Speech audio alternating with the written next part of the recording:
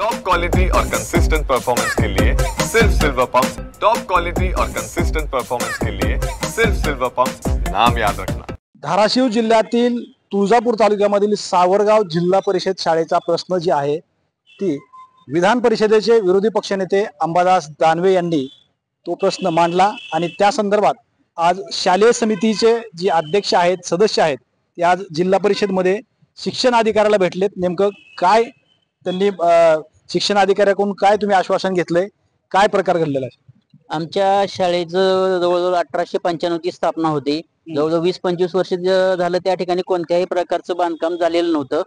त्या संदर्भात आमच्या शाळेचे जे 18 खोल्याचं निर्लेखन झालं होतं, त्या निर्लेखनाची मंजुरी झालेली आहे। आता शिक्षणाधिकारी साहेब यांनी आम्हाला सांगितले की ताबडतोब तुम्हाला लवकरात लवकर ज्या वर्ग खोल्या आहेत त्या लवकरात लवकर वर्ग खोल्या मंजूर करून त्याचं तात्काळ बांधकाम करण्यात येईल असं आम्हाला सांगितलेलं आहे त्यांनी। किती पासून किती पर्यंतची शाळा आहे? आमच्या सावरगाव तालुका तुळजापूर या ठिकाणी 1ली ते 10वी पर्यंतची शाळा असून शाळेचा पट जवळजवळ 860-870च्या पुढे आहे आणि तो दररोज वाढतच चाललेला आहे। आणि आमच्या शाळेची जी गुणवत्ता आहे त्या अख्ख्या जिल्ह्यामध्ये 1 नंबरला आहे। आणि गेल्या आपल्या 1 मे रोजीच माननीय जिल्हाधिकारी साहेब व माननीय मुख्य कार्यकारी अधिकारी साहेब यांच्या हस्ते आमच्या शाळेला उत्कृष्ट शाळेचा पुरस्कार सुद्धा मिळालेला आहे।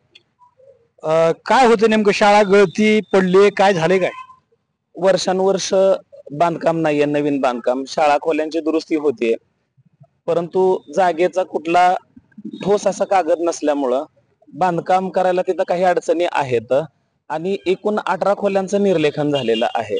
आता प्रशासनाच्या कागदावरती काही आगाऊ खोल्या चांगल्या असल्याचं आहे, पण वास्तवात तेवढ्या चांगल्या खोल्या नाहीत।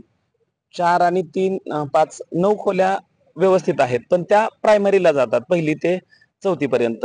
मुलींची 4थी पर्यंतची शाळा वेगळी आहे, मुलांची 4थी पर्यंतची शाळा वेगळी आहे। या दोन्ही प्राथमिक प्रायमरीसाठी 4थी पर्यंतच्या शाळेसाठी मात्र खोल्या आहेत, पण कमतरता आहे। तुकडी वाढ होते, 80-80 विद्यार्थी एका वर्गात आहेत, त्यामुळे वाढीव तुकडीला खोल्या नाही आहेत। एक वर्ग बसतोय त्यांचा, त्याच्यात काय अडचण नाही। पण 5वी ते 10वीला निर्लेखन झालेल्याच 18 खोल्या आहेत। म्हणजे याबाबत याच्या आधी तुम्ही कधी अहवाल वगैरे पाठवला नाही का शिक्षण विभागाला वगैरे? काय नाही, आम्ही पाठपुरावा करतोय, अहवाल झालेला आहे, परंतु मालकी सूचित करणारा कागद तिथं नसल्यामुळं शासनाला खोल्या मंजुरी करताना थोडीशी तांत्रिक अडचण आहे।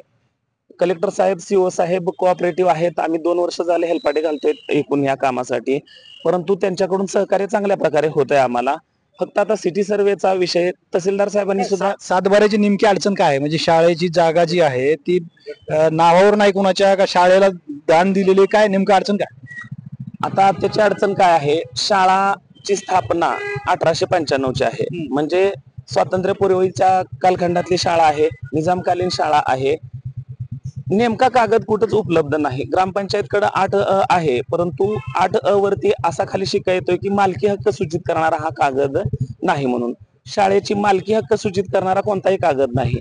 आता गट नकाशामध्ये एका गट क्रमांकात येते ती शाळा, परंतु त्या शेतकऱ्याचा जर सातबारा मोजला तर शाळेच्या पलीकडच, आणि त्यांची शिवाय 1970 सालची खरेदी आहे, त्या खरेदीवरती पश्चिमेला सरकारी शाळा असा क्लिअर उल्लेख आहे। त्यामुळं गट नकाशामध्ये ती जागा आहे, गटात आहे ती जागा, परंतु कोणाच्या मालकीची नाही, ती शाळेच्याच मालकीची आहे। फक्त त्याचं रेकॉर्ड करण्याची गरज आहे। रेकॉर्ड तुम्ही कोण आहेत? गाववाले काय प्रश्न आहे नेमका? तुम्ही गाव पाठपुरावा कधी केलाय शाळेचा? हो, सतत पाठपुरावा करतो। सर्व जे आमचे मित्र आहेत ते सगळे पाठपुरावा करतात, कारण शाळेची सध्या अवस्था एकदम बिकट झालेली आहे। तिथं पत्रे व्यवस्थित नाहीत आणि आम्ही सतत BDO साहेबांकडे तक्रार केल्यानंतर ते म्हणजे तुमच्या नावावर जागाच नाही, शाळेची जागाच नाही, मग ती जागा नावावर करून घ्या, मग आम्ही त्या शाळेचं निर्लेखन करू किंवा नवीन वर्ग खोल्या देऊ, असं त्यांचे म्हणणं येत होतं। पण आता सध्या बातमीचा चांगला इफेक्ट झाला, त्यांनी मनावरच घेतला आणि आता कागदच बनवून देणार आहेत आम्हाला। आता काय आश्वासन दिलं तुम्हाला? आम्हाला ते शाळेची जागा जी आहे ना ते शाळेच्या नावावर करून देणार आहे असं आश्वासन दिलेलं आहे, आणि कामाला पण लागले, ते एकदम फास्ट कामाला लागले। उद्या परवा मला सांगा, हा शाळेचा मुद्दा जे आहे ते विधान परिषदेमध्ये प्रश्न मांडण्यात आला दानवेंच्या माध्यमातून, नेमकं तिकडे कसं काय पोहोचला हे प्रश्न? हा आपल्या वृत्तवाहिनीवरती आला होता आणि आम्ही संपर्क साधून आपल्या जे हे आहेत आमदार कैलास पाटील असतील, रणदादा पाटील असतील, आपले स्वामी साहेब असतील, या सर्वांना आम्ही ते व्हिडिओ पाठवले होते की आपण थोडासा प्रयत्न करा आणि हा प्रश्न विधानसभेमध्ये सुद्धा मार्गी लावा, कारण आपल्या राज्याचे जे कर्तव्यदक्ष मुख्यमंत्री आहेत ते याच्यामध्ये नक्की लक्ष घालून आमच्या ज्ञान मंदिराला न्याय देईल, आम्हाला खात्री होती. ओके, धन्यवाद. एकंदरीतच विधान परिषदेचे विरोधी पक्षनेते अंबादास दानवे यांनी हा प्रश्न उपस्थित केल्यानंतर आज जे गावकरी आहेत ते जिल्हा परिषद मध्ये शिक्षण विभाग आणि सीओना भेटलेत आणि त्यांनी मार्ग काढून लवकरच हा प्रश्न मार्गी लागेल असं आश्वासन त्यांना दिलंय. श्रीराम क्षीरसागर, TV9 मराठी, धाराशिव.